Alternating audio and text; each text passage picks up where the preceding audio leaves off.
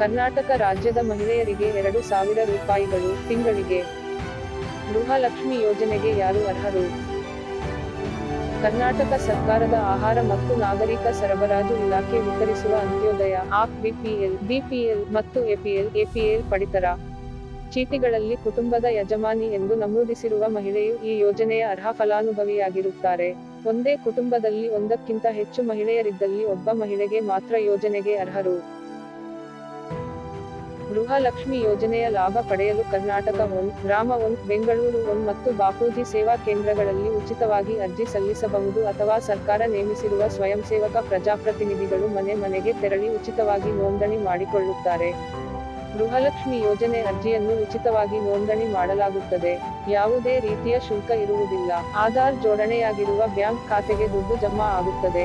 ಅಥವಾ ಫಲಾನುಭವಿಯ ಬೇರೆ ಬ್ಯಾಂಕ್ ಖಾತೆಯ ಪಾಸ್ಬುಕ್ ನೀಡಿದರೆ ಆ ಬ್ಯಾಂಕ್ ಖಾತೆಗೆ ಹಣ ಪಡೆಯಬಹುದು. ಹೆಚ್ಚಿನ ಮಾಹಿತಿಗಾಗಿ ಕರೆ ಮಾಡಿ 1902. ಇನ್ನೂ ಹೆಚ್ಚಿನ ಮಾಹಿತಿ ವಿಡಿಯೋಗಳಿಗಾಗಿ ಸಬ್ಸ್ಕ್ರೈಬ್ ಬಟನ್ ಒತ್ತಿ.